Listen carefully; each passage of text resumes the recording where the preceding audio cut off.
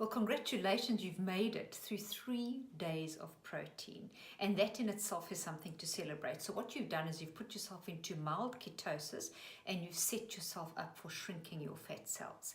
Now, in my opinion, if you can get through those 3 days of protein, you've probably put yourself in the top 70% of people that manage to complete a cycle successfully. So you should actually get excited about that. And of course, cravings are going to pop up, don't they always? But we've got ways of dealing with this.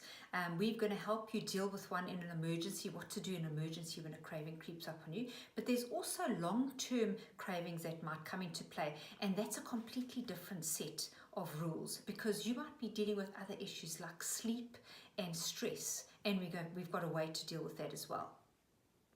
But typically, if you were somebody who ate sweets or you're trying to cut out sugar, you are going to battle a little bit. Remember the reptilian brain that we spoke about? So your brain and your body at the moment are going to be in utter chaos. And that's why I love good supplementation, because it's going to help bridge that gap, and it's also going to help prevent cravings. But don't forget the convenience foods as well, like your excess protein bar.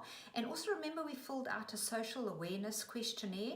Don't feel shy to rely on your social support, because remember, just as Health Point is eventually going to help you fight to not put on weight, at the moment your reptilian brain is going to fight you to lose weight. And just as we trying to reset your set point now and drop it to a new set point, we're going to be working through all of that in the next couple of weeks.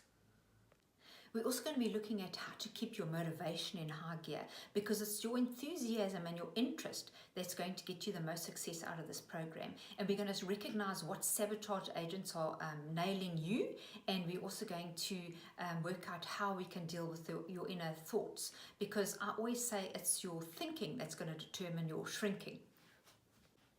But let's look at today in the next few days and master a few basics. By now, what you've done is you've received my basic pattern, which you've downloaded and stuck on your fridge for easy reference.